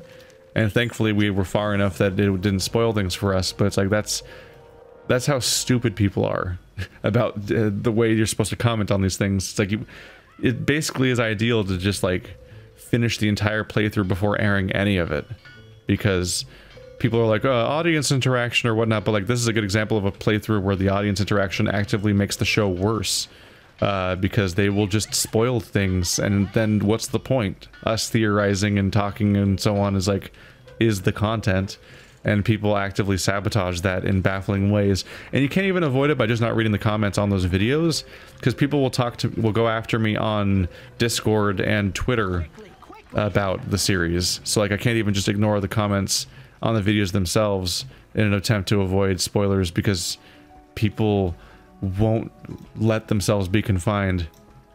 There are also multiple people over the years when if I say I'm not reading the comments on Zero Escape, or I'm not reading the comments on Subnautica or some other thing, if I even imply that, immediately people just start commenting on different videos. I don't. Where's the fire extinguisher? Oh, here we go. Almost immediately people just start spoiling, or if you say you're not reading the comments on a particular series, people will just make the comments of that series on other sites, like on other on other playthroughs in order to like circumvent that. I'm like, and like they don't have any self-awareness of the fact that like they're explicitly subverting your will and just thinking that they know more than, like they know better than you about what constitutes a spoiler, or that like they like once you reach the point where they're commenting around, like if they just keep leaving comments on the comments section of those videos and are like, and just still think you're reading them and just have missed the memo, that's just people being ignorant of the facts, and that's not as bad.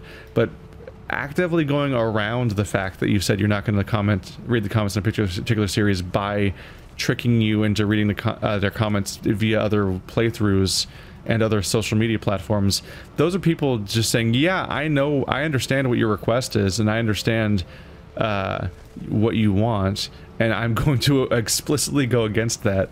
And I'm really baffled by those people.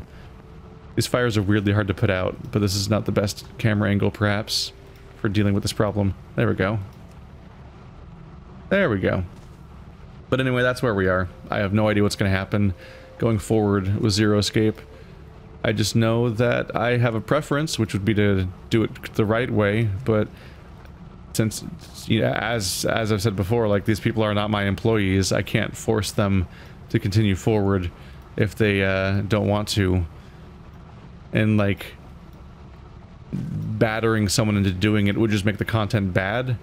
It's not just enough to, like, we can't just, like, bother Andrew until he agrees to do it, because then he'll just do it begrudgingly, and then the content will not be what people wanted anyway. So it really just he has to just become willing to do it, and that's just not something anyone can control. And I don't know how long it'll have to be before I decide to pursue alternate paths, or if I will at all. I don't know. I've heard that the audience itself finds... oh, we're doing something here, huh? Yep. I have heard that the audience itself of Zero Escape finds the third game incredibly disappointing and like a departure from the other games. So on that level, it might be thematically resonant to have my own series be a departure from what people liked about the previous ones, but thematic resonance doesn't necessarily equate actually being good on any level. So while it's a funny thing to think about, it very well may be funnier to think about than the actual practice of then having to do a playthrough of like a 60 episode series where the basic premise is flawed to do it in that format. So I'm kind of in a no-win situation for a number of reasons, and that's just where we are. Just kind of in decision limbo. Yay. Wouldn't be the first time that a thing died for reasons that I wasn't really into, like Let It Die or Darkest Dungeon or other things. It's just sometimes stuff just kind of unsatisfyingly comes to a close, and I won't be able to do anything about that. Hell, it happened multiple times with Deadly Premonition before I finally successfully did a playthrough on my own of it. And that's an example of something I probably would have originally preferred to do with a group, but it kept failing, so I finally did it on my own. I would have loved to do that with Andrew and Joe. Like, once upon a time, we almost did that, and then that fell apart, and that's a bummer, because that particular cast of 3 people probably would have been good commentary for that wacky-ass game. But solo had to happen. Sage Genesis says some YouTubers receive gifts from their audience. I have to actually look at this in a second. Usually through a P.O. box. Do you have such a thing? Or plans to get one? I don't have anything I really want to send right now. I was just wondering. So we already had a P.O. box, actually. The shoulder and wrist. Shoulder. We've had a P.O. box before, and then we didn't. This oh, neat. So I guess that was last year. If you look up P.O. box on our channel, on my channel, you'll find previous P.O. box videos, because we had similar questions of people asking about a P.O. box here and there, and so Andrew and I opened up a PO box in locally, and we had it open for about 3 months, and we renewed it once for another 3 months, so we had it open for 6 months total. But the packages dried up pretty quickly, and in the second 3 months, I think we maybe got 1 package total, and so we probably would have not renewed it if things continued the way they were, but we frankly didn't renew it for other reasons, which is that Andrew moved, so our little group PO box thing wasn't really going to continue with him being gone. I might get a PO box in the future again, because if for no other reason, for PR reasons. To some extent, it's just kind of a cost to analyze. My quest log is full. Great. Thanks. Well, yeah, that's very old. Click. What's the word on the street? It's just another cost to deal with. Just one more thing to pay for, because PO boxes do cost money, and not a lot, but it's just sort of a choice to engage with it, and then also the choice of whether or not you want to open it to your fans and whatnot. But I'll probably inevitably need a PO box again for the sake of work, like when you work with game companies or PR groups or other things. There's just kind of an element where it makes sense to have a established PO box, because then they can contact you. You're going to give people an address to mail things to without giving out your actual address, which is often not ideal. As of right now, I'm not really on a scale where I'm necessarily that worried about people having my address like that, but you never know. You never know what scale you have to be before the crazies start showing up, and just people that do not understand boundaries, and also people that might be dangerous. And so basically everyone that has some kind of online community, it's never too early to be safe, especially since if you're too open about your address and stuff like that early on, you never know when you're going to expand and grow over time, and more people might become your audience might suddenly become larger at some point, and suddenly you have to deal with a whole lot more people being interested in you. And if you in the past were open about your address, then people can still find those old instances of you being open about your address, and they can find you. And so it's just a real good idea not to tell everyone where you live. And there's all these instances, like I think of, like there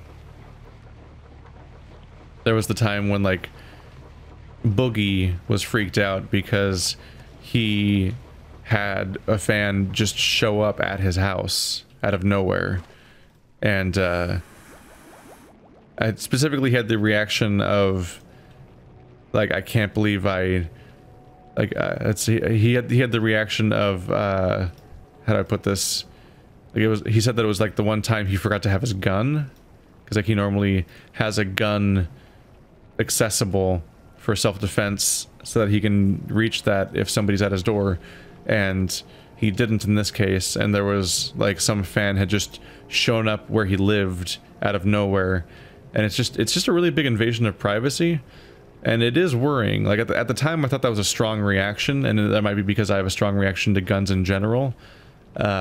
So somebody reflexively going for their gun is like a weird feeling for me that I'm not used to. But on some level, yeah, I get it. Like, there's one thing to consider is that when somebody just shows up your house like this, it's clearly not okay. Like, common society understands that that's not a thing you do. Is just like find somebody's house that at an address that was not provided to you, and then show up unannounced and so on. Like, it's a massive invasion of privacy, and the fact that such a thing, such a boundary exists, makes things more worrying, because then the type of person who's showing up at your house, despite knowing they shouldn't, or at least despite how they should know that they shouldn't, means that you're kind of filtering that person down to being more likely to be a dangerous person. Like, the fact that society generally understands that that's not a thing you should do means that the person who's blowing past that societal understanding is more likely to be somebody who is not well developed, or is not well adjusted, or maybe dangerous in some way, or unpredictable, and they might have unreasonable expectations for how this interaction's going to go, and they might have been like, you're starting to get closer and closer to the type of person that might be like the kind of fanatical admirer that might be obsessing over you, and you aren't really ever too small as far as following goes to attract those kinds of people. And I've had a few instances already, and there's no right answer on how to interact with some of these people and what to do, and it's unnerving. And the idea of them just showing up at your house would be scary, because now not only do you have, like, you go from a social thing that you don't know how to resolve online to a social thing you don't know how to resolve on your doorstep. And there's been especially scary cases, in particular, like was it Dr. Disrespect? There was a drive-by shooting of his house. I think that's the person who had it. It might be the wrong person. Like, that was a Twitch streamer whose house was attacked by firearms, and I don't follow him. I don't know how much beef he's got, because his name definitely suggests that he's somebody who stirs up trouble and so on, but no behavior invites the idea of firearms being discharged at your house and your children and so on. Then you have numerous instances of people being swatted, which is really high on the example reasons for why you don't want to have your address out there, is that people use said address to send the police after you. And as many of you non-Americans may be afraid to hear about, is the fact that, like, our American police are very armed and respond to a lot of these calls very severely, especially since they are required to take these threats seriously. So when some stupid kid which has not developed the fucking empathy part of their brain yet, has access to a phone and the internet and figured out somebody's address, they can call the cops and make up a story about, like, a hostage situation or some other severe thing that would require, like, a SWAT team to deal with it. And they can invent a horrible situation where the police have to go in and they have to take the call seriously, and then what they end up doing is they end up swarming the house of some unsuspecting innocent person. And there has been a death from swatting. In this case, it wasn't even the target of the SWAT. The person had the wrong address, so basically a completely random house that had nothing to do with any streaming or anything was randomly accosted by the police. The guy answered the door, and then shortly after opening the door, the police shot him, and he died on his own doorstep, having no idea what the fuck was happening. That's just how somebody's life ended, was just completely out of fucking nowhere. So there has been a swatting death, at least one. There may have been more. I can't follow the world's news all the time and always know the toll, but it's pretty fucked up. Especially thinking that one of the first things that happens sometimes when armed people enter a house to clear it is that, if not the people being shot, the dogs are often shot. So people sending SWAT teams after streamers are also very likely to end up getting some dogs killed. So it's really dark, fucked up shit. And then, of course, we had the instance of Meg Turney and Gavin Free, where a fan of Meg Turney that was jealous of Gavin tried to, broke into their house with the intent to murder Gavin. And they successfully hid in a closet and called the police. And I think I don't know which thing happened. Either the fan ultimately killed himself in the driveway, or the police shot him in the driveway. But that was like, these are often examples of people not giving their address out in the first place, and people still finding it and so on.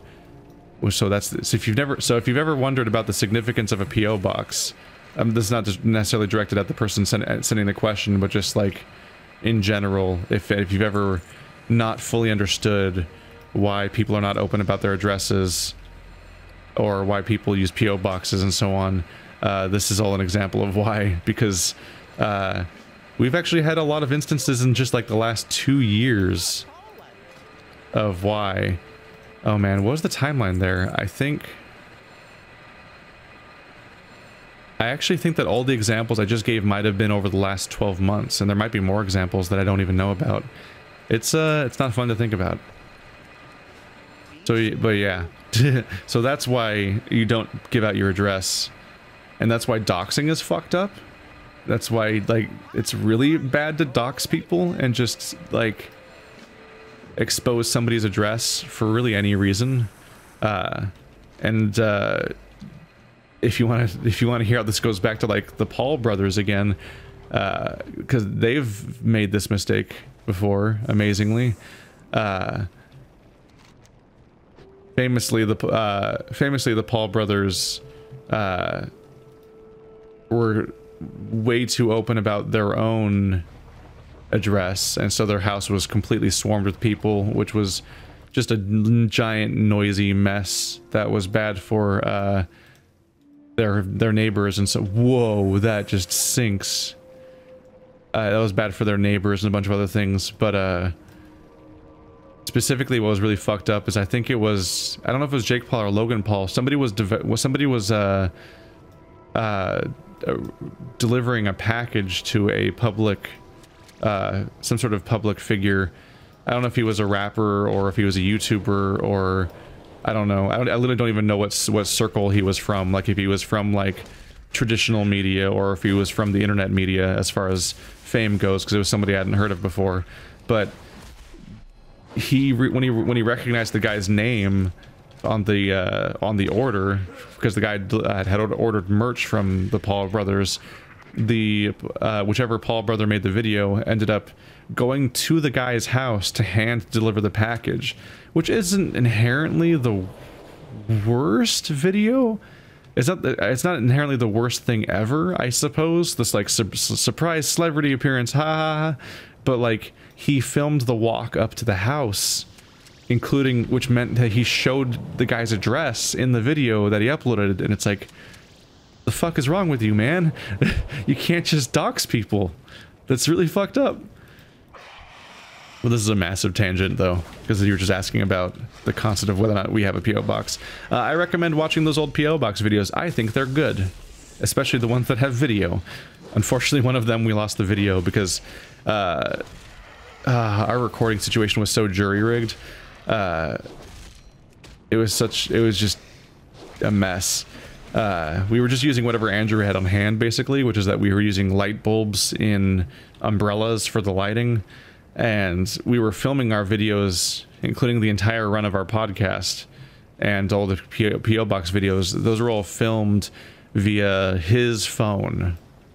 So the video you're seeing is his phone on a tripod, and it had a really unfortunate situation where, like, one of the first ones we made with the phone, there was really annoying, like, auto-focusing happening constantly throughout the video that was distracting. So we then turned the phone around, because you can turn off the autofocus, but only on one of the two cameras. So we unfortunately had to turn the phone in the direction where the screen was facing away from us, which meant the autofocus would thankfully be turned off, but also the phone could just stop recording for no reason, and we wouldn't know because we couldn't see the screen. So there are multiple podcasts, and unfortunately one of the P.O. box videos where it would just stop recording. And I think all throughout that time we kind of still didn't necessarily even know why it would just stop recording sometimes. It just would come as a surprise. We don't know if, like, maybe he got a call, or like... I already replaced the shoulder pads already? We don't know if he, like, would get a call, or if like he'd run out of space or something. I think we could verify that it seemed to not be running out of space, because it would, like, we could just hit record again and it would keep going, but then maybe stop again sometimes, and maybe it wouldn't. It's like we still could not figure out what would stop it. But generally, I think the P.O. box videos were pretty entertaining, and we got some neat things. I still have books in my backlog that I need to get around to reading that are from specifically the P.O. box deliveries. Andrew and I both got books, and we got some novelty joke items and so on, and that made the videos fun. Someone, as a fun idea, because I said I had not gone to a convention, they sent me the bag of all the shit they got at a gaming convention they went to, which is mostly like, frankly, mostly advertisements and whatnot, but it was just like a fun thing to pick through during a video and so on. Got really mixed feelings about how to handle the fact that some people send edible I almost said fuck just now. I meant to say food, and then I kind of changed. Well, I kind of pivoted to another word, and instead just said fuck instead of either of the words I was thinking. People send like food and chocolate and popcorn and stuff, and I still got to kind of calibrate what I need to think about, how I need to process those kinds of ideas, because it is weird. A little bit. I don't blame the people, just I'm thinking about my own long term, like, is it safe to have, like, policy wise, is it really safe to be eating surprise food that's mailed to you, because you never know. I try not to think that way, but it is a bummer that just, like, you never know, like, somebody could just anonymously send me something that's poisoned, and that sucks to think about. But that's the anonymity of the internet for the lulz. Just trolling, bro. Haha, swatting. Let's swat people. Like, that's the world, unfortunately. And as I get an audience of now 65,000 people, potentially, you just don't know. You can't verify. Like, there will, like, you just don't know. You just don't know who the fuck is in there. They have all the thoughts. They're everywhere. But yeah, I'll probably be public about my P.O. box, so keep an eye out. I toyed with the idea of announcing it in this video, but I have not set it up. I'm still dealing with post-move stuff, like trying to get all these various organizations to understand where I live now, so that they stop mailing other locations. I still have some people that still mail me 2 houses ago, and I'm like, I don't know why you think I live there still. I've tried to update everyone, and I can't tell which person to tell to make you like mail me here and not the place I lived 2 houses ago. That stuff's hard. We are in the middle of nowhere, by the way. Let's go kill the South Sea Pirates. Look at them dance. I remember when that used to be my dance, because I played a human. The doofiest goddamn dance, this disco party. But yeah, the P.O. box was fun. I would prefer to have another person around, and so it's one of those things where it's like I'm just looking at it like, that's less fun without Andrew. Wow. But at some point I'll need a P.O. box for professional reasons. At that point I'll probably just be like, well, I might as well just tell everyone, and they can send things, and I'll probably still make videos of it in the future. Probably won't be as funny necessarily, because I can't riff off of people. I don't know. People think I'm funny, apparently, in my own solo videos. It's just weird to think about, because nobody laughs when I'm alone, except me sometimes. I'll laugh at my own jokes sometimes when I'm sufficiently pleased with them. But in many cases, since I'm on my own, nobody's laughing at the jokes, so I don't really notice how funny I am or aren't in a particular video. And so it's just more awkward in general. And so everything about, like, filming myself in live action and podcasting and so on, I'm way less sure of myself solo. And I'm only really...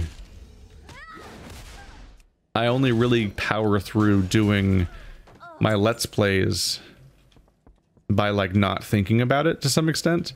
Because of the fact that, like, I don't get the confidence boost of other people laughing and so on. So I kind of just have to run with the idea of just powering through it. And at some point, I just have to think, like, well, it's worked this far. But, like... I just try to not think about it, but I do have moments where I'm, like, laying in bed thinking about, like, I'm like, oh shit, I've let the existential dread set in, where I start thinking about what this all is, and the fact that my job is to come up with stuff to say for upwards of 3 or 4 or 5 hours a day, which is a lot of time to talk. And I just marvel at the fact that I've been able to do it consistently for years, and that I've apparently set myself on a course where I'm going to keep doing that for years, and then I just try not to think about it again for another week. Because if I think about that scale while I'm doing it, it's weird. Because I'm not on a level where I think I'm so self-important and so clever and genius that I deserve to be heard to this extent. So the only way to cope with it is just to not think about the scale of this odd, like, narcissistic pattern that I'm in of ideaing at people all day and so on. It is super weird. It's super weird, and it's a thing that I didn't have to engage with when I was alone. I mean, when I was not alone. Because when it's just when it's people having fun with their friends, then it's just, that's just what the video is. But when it's just me talking to myself, like, it feels way stranger. And every now and then I'll get a question asking, how did you do this? Like, how do you do this? How do you do solo content? How do you make it funny or whatever? And I'm like, and I just respond with like 8 years. Because that's all I can really say is I've been doing it forever, and it just kind of, you know, I just kind of kept going, and whatever I am in my current form is just how it came out.